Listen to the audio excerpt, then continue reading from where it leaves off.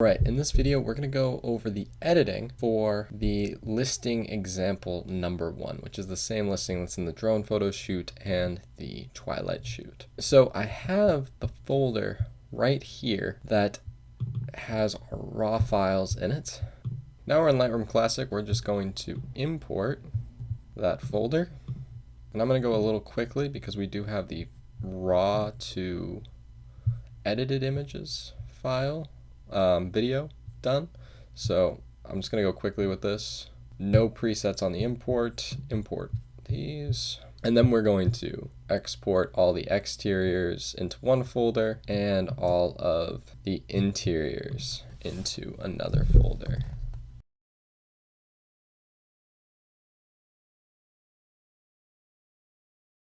And then for all the interiors, we're going to make sure we select auto for white balance and we wait for that to finish. So that finishes quick and we can just go ahead and export and just change ext to int for interior. That should take a minute to export and I'll see you when that's done. All right, now that's complete, I'm just going to come over here, control click, remove this folder.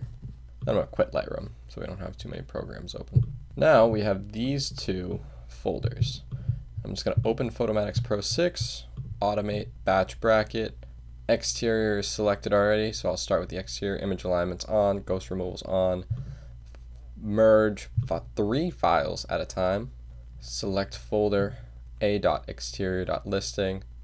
Select that folder and hit run.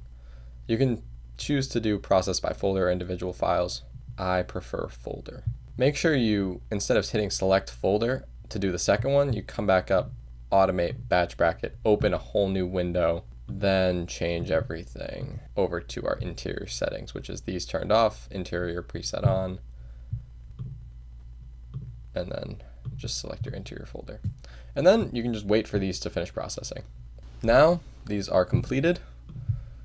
We can X out of all that. We can come into these two folders, select all the unmerged files, and throw them in the trash.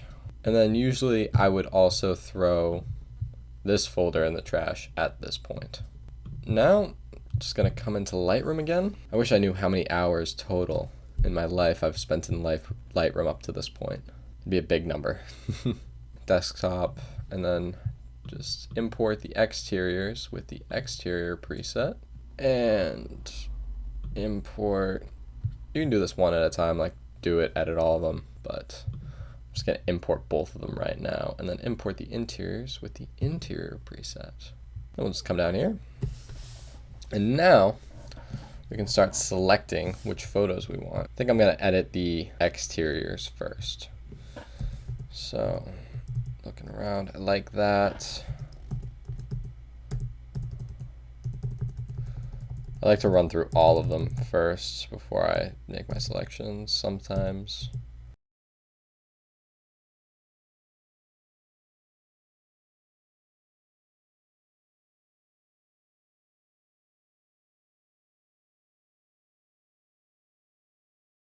All right, now that you have these flagged, come over to develop, and for exteriors, the main thing we want to worry about for just ground taken with a camera exteriors, the transform tab and the geometry is definitely the first thing I always do for ground exteriors. So first step is to go to the rotate tab and find the line that lines up with this little dot. That's the center line through the photo, and I'm going to line that up with the house as best I can.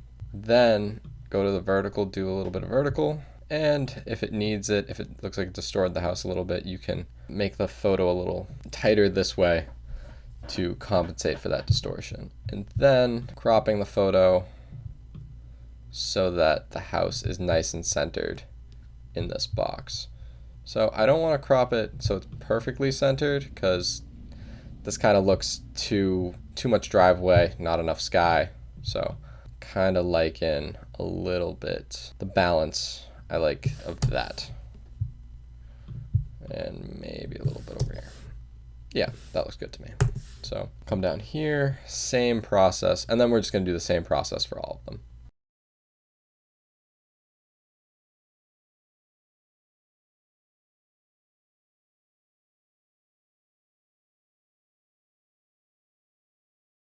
With straight on shots, sometimes we will use this horizontal tool as well if our camera wasn't perfectly dead on to the house.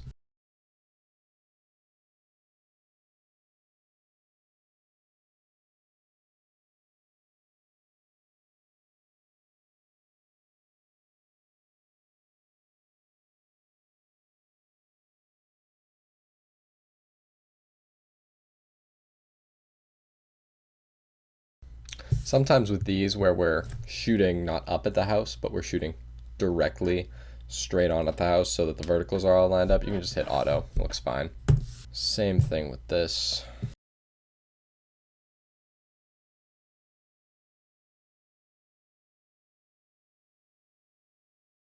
Looks like I overexposed this photo a little bit, so I'm just gonna come down on that.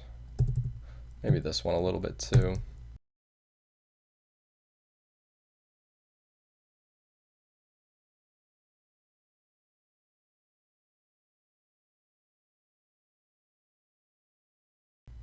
All right, going back to the first photo. These look pretty good to me.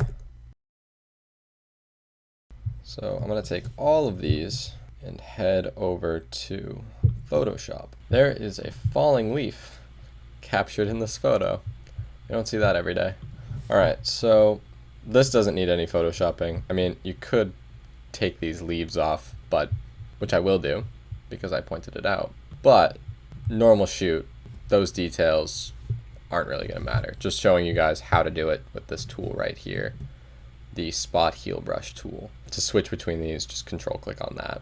Next image, I think I'm gonna keep the leaf. Don't think I'm gonna Photoshop it out. Something you could do that I typically wouldn't do unless the client requested it. This looks like it's a dirt patch from like actually I don't know what it's from. Probably wouldn't be a dumpster. Dumpster would be closer to the road, but anyways, yeah, you can easily Photoshop that out. And then I have the shortcut Command W set for sky replacement, which we don't want a twilight sky. We want our favorite sky, which is in our recently used, and then we're just gonna hit OK. That looks perfect because our sky always looks perfect. It is the sky for a reason.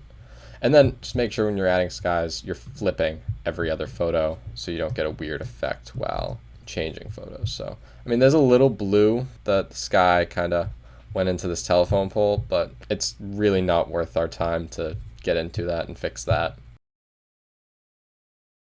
The sky's blending a little bit into the house, but it's not that big of a deal, so I'm just gonna ignore that.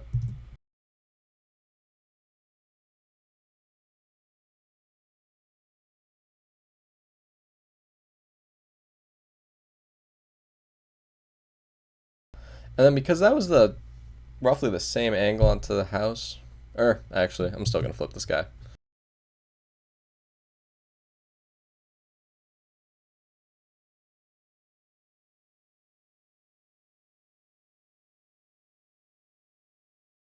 All right, and as you can see with that Photoshop shortcut set to Command W, super easy to do sky replacements and just get it all done. So now I can come back into Lightroom. I can actually quit Photoshop. So now I'm just gonna unselect, press U to unflag all of the cloudy or not beautiful exterior pictures. And once we export these, go into Library and hit Export, and we go Finals dot listing 1. Change this to IMG. Set this to 70. We're done with the exteriors. We can let that do its thing. Hop into the interiors. And now we got to select all the interiors we want to edit. So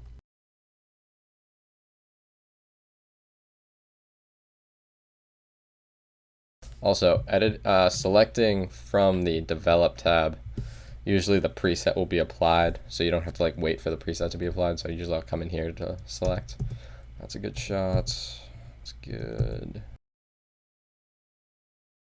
No refrigerators. We have a very big problem with refrigerator shortages right now. You always want to get a picture overviewing the whole space. I like the first one the best. Like that shows this picture, even though it's not a very nice per se, like beautiful image, it shows how this area and this area, this living area, kind of the relationship with each other. So that's important to show. In most houses it'd be a dining room, but they have that like dining area off the kitchen. Downstairs bath. Some, but not all, houses need a shot of this landing. This one was pretty nice, so it's better to just get the shot and make sure you have it than for someone to be like, hey, do you have a shot of this? This is like the minimum, bare minimum in a like hallway, an upstairs hallway that I would shoot. Of course, if someone asks you to shoot it, but usually we do not get hallways. Nice walk-in closet, bathroom that needs mirrors and lighting.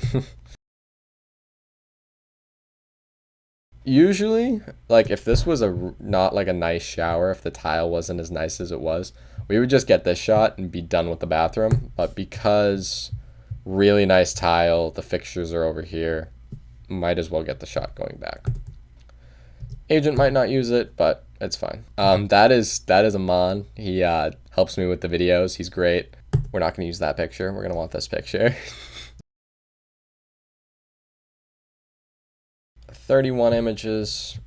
That's okay, considering we had like 15 exterior images. And I'm not editing the drone shots in this video, but that would usually add like 3 or 5 images. So we're at like 50 images for this house right now, which isn't a bad amount. Like you can deliver that and no one's going to complain. Once you get over 60 images, that's when you really want to be like, even if it's a big house, you really want to be like, okay, let me slim this down a little bit. Let's not include second angles and stuff like that. The exception would be, like, say you're doing a 3-unit building, like a 3-unit, 4,000 square foot building in the city, that they're going to be selling each of those units as condos, like separately. That's when it's fine to deliver like 60-ish photos. But most of the time, try to keep it under 50. The MLS has a photo limit, and depending on where you are, it can differ. Some places it's like 25, some places it's like 40. You don't want the agent to need to select. There's like a balance between giving the agent the power to select which photos they want to market the house with and making their choices easier to make and making it more convenient for them, if that makes sense. So typically I try to cap out around 50. So right now we're in that ballpark at 31 interiors. And I'm not going to include every single one of these pictures. I still have to do the second run through. Like, do we need both of these angles? Probably not. Probably going to delete this one. And then I like this. It's more close up, kind of going back, showing those stairs up to the living area. I'm going to keep both of those. I like that. I like that because we're perfectly lined up.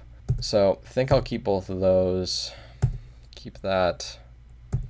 Keep that. I said it was important before, but we have a few other images that show those stairs, and the back angle in the living room shows down. So maybe we don't keep this in the future. I don't really like this picture. Like if I was going to do this shoot again, I would take a picture of just this and this, like put the camera right here. I think that would be a better shot. So it's really just showing dining room to the upstairs. So it's a shot I missed. Not a big deal, but I think I am going to unflag this photo. Like these two photos. It's a good picture. Don't really need this picture because we have this shot.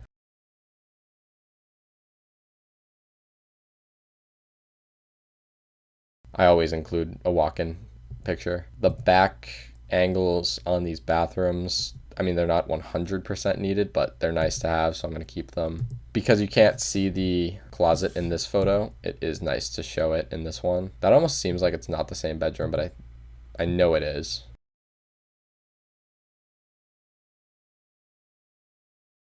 Once you have all your photos selected, so we're ending with like 28, it's a good number.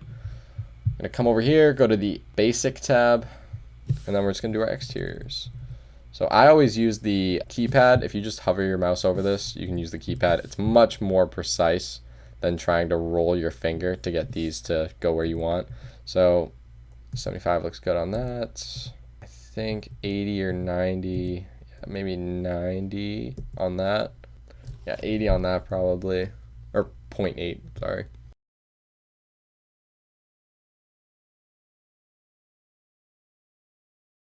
Kind of like in 1 for this, +1.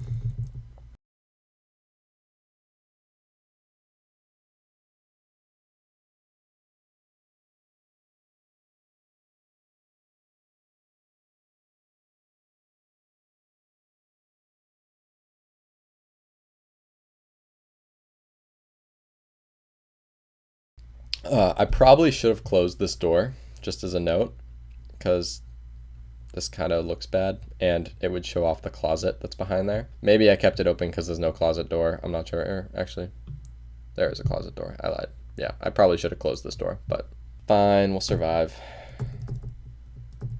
Just little do as I say, not as I do comments. I didn't really like how that wall looked in the photo, so I wanted to crop it out.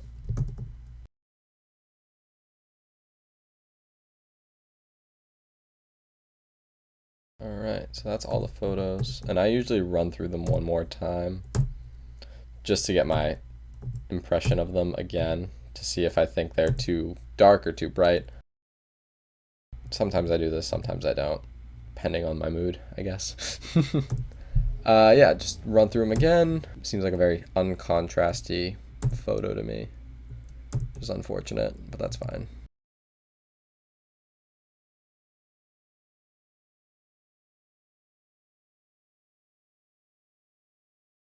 Next step, come down to HSL tab, not color, HSL, and I'm going to take like 45 to 30 blue out of each image to kind of, as you can see, it simplifies the images a lot, makes them easier on the eye, takes out that glare from the sun, that color from the glare.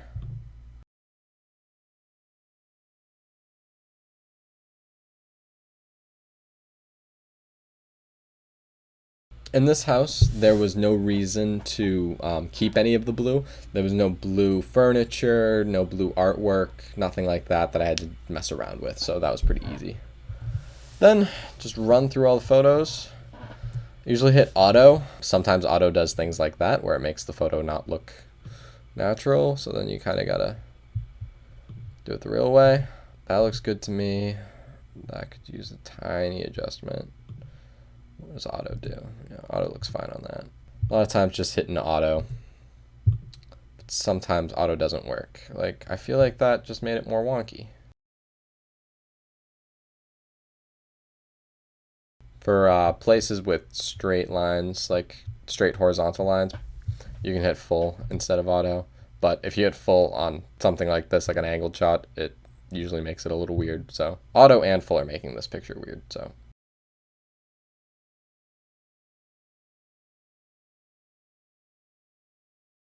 I just wanted to adjust the white balance so these two images kind of were a little more even. Don't know how much it worked. And a lot of this is just kind of like feeling as well as looking to see what you think is the best.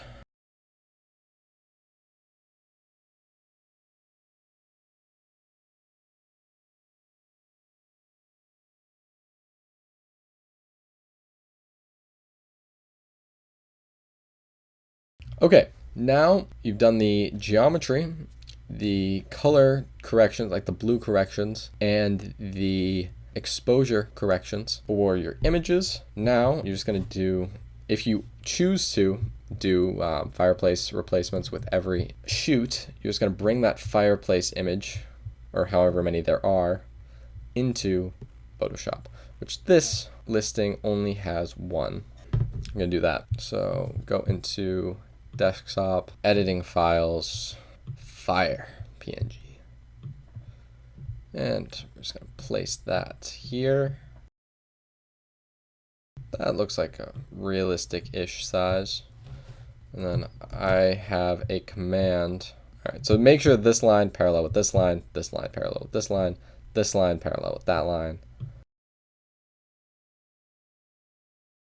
That looks all right to me. I'm going to come down to like 60. Yeah, that looks perfect to me. So I'm just going to save that. And then I'm going to come over here, and you can export this one of two ways. You can export all of these photos together, just this one next to this one, or you can export this as unedited one.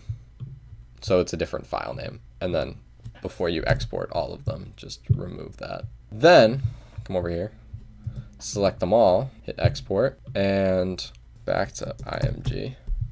Because there's more interior files than there are exterior files, I'm just going to hit export, and I'm going to get this error message, and it's going to tell me all of the file names that are the same. And I'm going to make a note of 14, so my next one's going to be 15. So I'm going to cancel this and then export start number 15. And that is just a quick way to know how many files are in the folder you're exporting to without actually going to the folder and looking. Obviously, if you were not, obviously, I've done it before. I did it once. If you're exporting like 3 files to a folder of like 15, you can't, it will only tell you that you're overwriting 3 files and not like however many files are in the folder. So you actually have to check. But for this, by editing your exteriors first and your interiors second, you can use this trick. So I'm just going to export. And once these are all exported, come to our Finder, and we can see all of these wonderful files, which they're still popping in, but yeah. All right, once you have all your photos exported to your finals folder, you can just go ahead onto show.torres.com or Full Frame or whatever you use, put them in the delivery link, and deliver them to your client. So I'll see you guys in the next video.